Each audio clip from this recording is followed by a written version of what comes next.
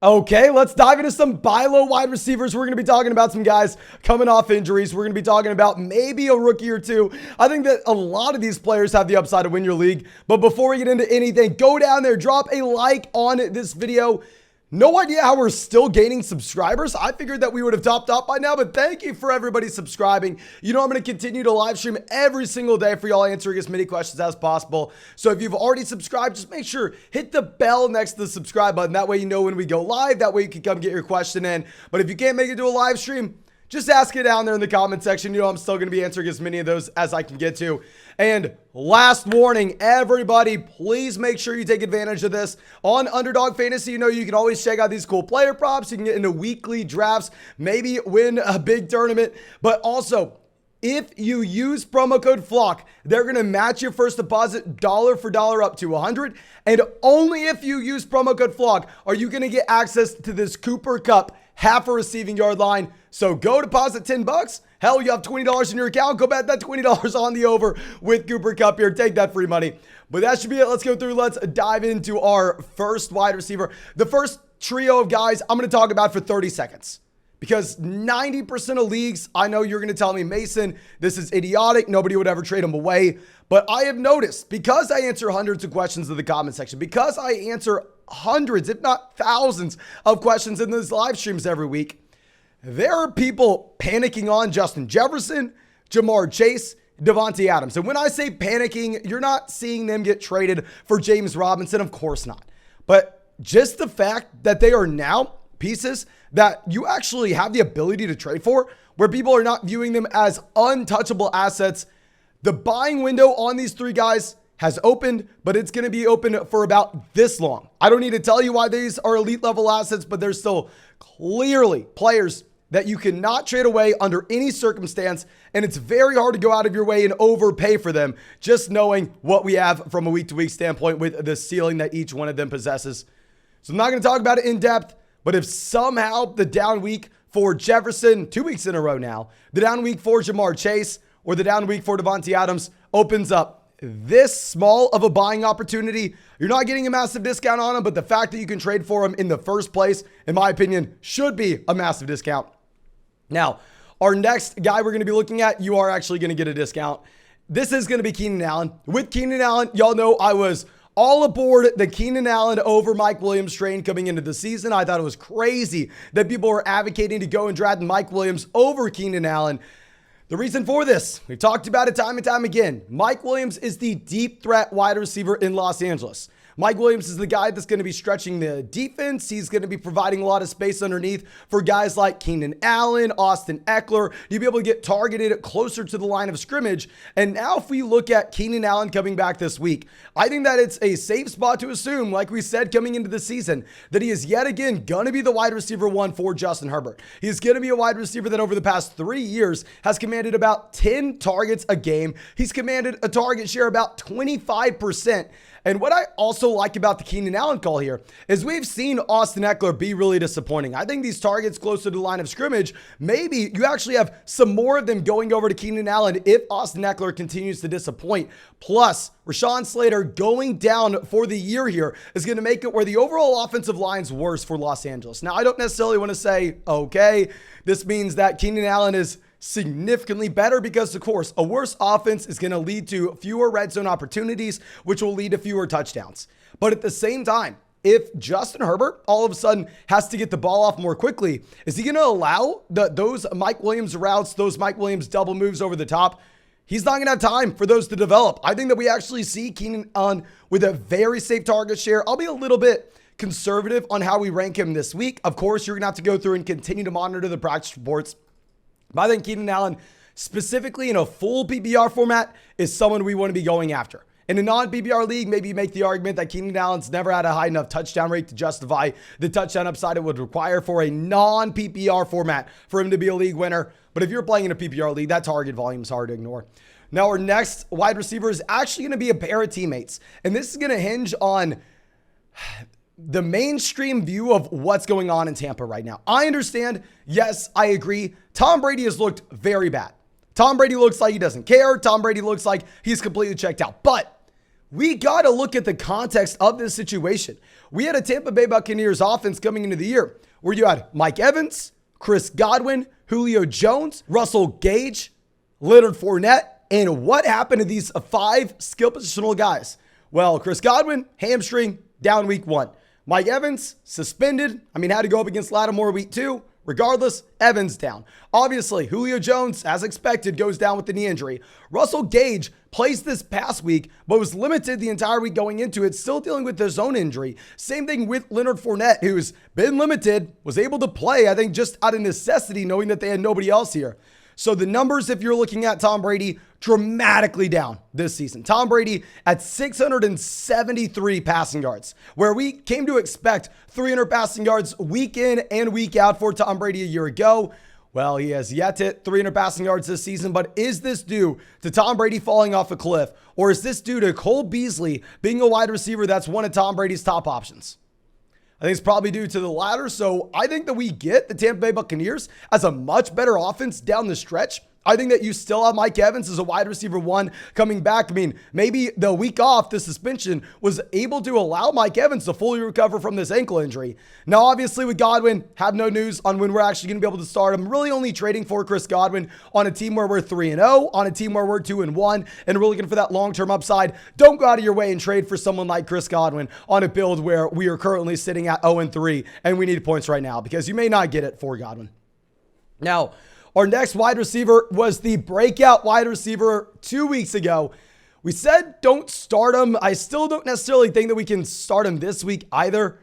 Garrett Wilson. Now with Garrett Wilson, the reason I said not to start him this past week is because if we looked at the snaps, if you looked at the routes run for the New York Jets here, Garrett Wilson hadn't been a wide receiver that had been playing as much as Elijah Moore. He had been a part-time player in this offense, and we want to see the snaps and the routes run change where he actually is out there more than Corey Davis before we label him as a must-start guy every single week.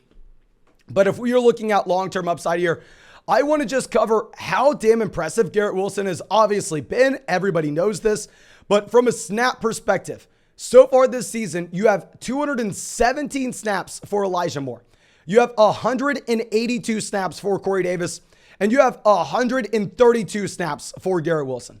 So Garrett Wilson here playing about 60% of the snaps that Elijah Moore is. So if he were to be the same level of a receiver in fantasy, if he was as productive off of only 60% of the opportunity, you would be so excited about that. However, not only is he as productive as Elijah Moore in this small role so far this season, the man has 32 targets compared to Elijah Moore at 22, compared to Corey Davis at 19. He has 214 receiving yards compared to Corey Davis at 187, compared to Elijah Moore at 139. He is the dominant alpha wide receiver 1 right now, despite being a part-time player for the New York Jets. So as we continue to see more and more routes run, more and more snaps for Garrett Wilson in this offense, I think long-term, this is a special player that we want a piece of. Don't exactly know what Zach Wilson's going to mean. I know a lot of people are saying that Zach Wilson's going to be somehow a downgrade from Joe Flacco.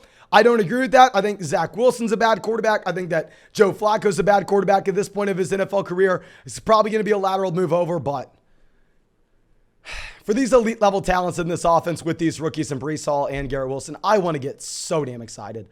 And now our next wide receiver, y'all know we talk about Breece Hall being a buy low running back every week. And one of these weeks, that is going to pay off for us. The other guy we're going to be talking about as a buy low option every single week until it pays off, Deontay Johnson. You've already heard my spiel on Deontay Johnson. I don't need to bore you with the long version of it. Simply love Deontay Johnson because he was the wide receiver 7 on a points per game basis last season. You were getting him as a low-end wide receiver 2, high-end wide receiver 3 in fantasy drafts this year because everybody was saying, oh, the only reason he averaged over 10 targets a game last season was because Ben Roethlisberger couldn't push the ball downfield. Ben Roethlisberger had to check the ball down over and over and over again. To Deontay Johnson, he had no other option. Well, if we look at this, Deontay Johnson, week 1, 12 targets. Week 2, 10 targets. Week 3, 11 targets. Deontay Johnson has yet to have a week with less than 10 targets so far this year. If we go back to 2021, he had 13 games with 10 or more targets. He only had 4 games with 9 or fewer. He's a target hog. He was the wide receiver 7 last season. He's the same player this year. He's a target hog in a very bad offense. I don't exactly know what to expect with Kenny Pickett, but what I will say with Kenny Pickett is it can't be that much worse than what we have with Mitchell Trubisky right now. Now, our next wide receiver is someone that I didn't draft a lot on Underdog because he was going neck and neck with Jalen Waddle. Y'all know Jalen Waddle, my most drafted guy this year. I have to flex on y'all every chance I get with that. So excited. But Gabriel Davis, had a lot of people panicking on him, and I kind of understand why. Because if you're looking at week 1, Gabriel Davis had only 5 targets. Remember when Gabriel Davis went out there the massive week against the Los Angeles Rams with only 5 targets, he was a player that we put on our sell high video, and I apologize to do this back and forth, flip-flop type situation. But when a player, in my opinion, has the same exact role throughout the entire year, they're the same exact guy, but we see them be valued as a wide receiver 1 and then a wide receiver 3, and we find ourselves in the middle. I'm sorry, maybe in week 1, he's going to be a sell high guy. In week 4, he's going to be a buy low guy. He played 87 snaps, ran 70 routes this past week against the Miami Dolphins, and was pretty disappointing with this volume. I mean, if we look at this, he was behind Devin Singletary, Isaiah McKenzie, Stephon Diggs. Here's the 4th guy here with his 70 routes run. The man only had 3 receptions. That is very concerning. Now, of course, the reason he played so many more snaps than Stephon Diggs is Stephon Diggs was in and out of this game with cramps. But regardless, if we're looking at this role as Gabriel Davis, as an every down player in a Josh Allen-led offense, and on top of this, he was coming off the ankle injury a week ago. I think that if we can go through trade for him as a wide receiver 3, especially when he's about to go up against the Baltimore Ravens, hell, I'm willing to take the discount on Gabriel Davis here. I think that he is the same guy we knew he was coming into the year. Maybe overhyped as a talent, but in the best situation you could ever freaking imagine in this offense as an every down guy. See, I think we can go through trade for Gabriel Davis coming off the ankle injury. I think he should be better going forward. Now our last guy, someone that we weren't drafting very often, but it's because with players serving suspensions coming into the season, people draft them and then really don't raise their value as the season goes on. If anything, someone will draft DeAndre Hopkins, say as a 6th round player, and then value him there equally all suspension until we end up getting to his return date. So I've found that it's a lot easier to actually not draft these suspended players. Don't have to waste that roster spot in weeks 1, 2, 3 on that guy where it's giving up the opportunity to go and maybe pick up a Jeff Wilson Jr. off the waiver wire. But now, as we are a lot closer to him actually returning to this offense, I'm all about trading for DeAndre Hopkins. Of course, you have some red flags here. You had the PED suspension. And I know it seems like DeAndre Hopkins is the oldest man ever, right? It seems like DeAndre Hopkins is 35 years old, playing alongside AJ Green here. But in reality, if we go through and look at how old DeAndre Hopkins is, he is 6 months older than Devontae Adams. He was disappointing a year ago, but that was with the context. That was the first season he's ever really missed time with an injury. If we go back and look at any other season ever, he's a wide receiver that's consistently commanding 10 targets a game. And with the Arizona Cardinals offense, we've always maintained the same stance. This is a team that is going to push the pace of play. Regardless of what you think about Cliff Kingsbury, this is a guy that wants to run as many plays as humanly possible. I think having a major piece in that offense, that's an elite level talent, getting him at a discount, not having to hold him on your bench for too much longer until he comes back. DeAndre Hopkins is going to be a buy low candidate because, of course, if you trade for him the week before he returns from the suspension, then it's going to be too late. Now, that's all I got for you. I really hope that you enjoyed the video. I really hope you got something from it. If you did, go down there, drop a like on this video, subscribe to the channel, and most importantly, guys, take advantage of this. Of course, when you sign up for Underdog, use promo code FLOCK. They match your first deposit dollar for dollar up to $200, so it's free to check out. But on top of this, only for people who use promo code FLOCK with the link in the description are you going to get this line this weekend where you can go bet the over on Cooper Kupp at half a receiving yard. But thank you so much. I truly hope you have a great day, and I hope we get to see you with the live stream tonight.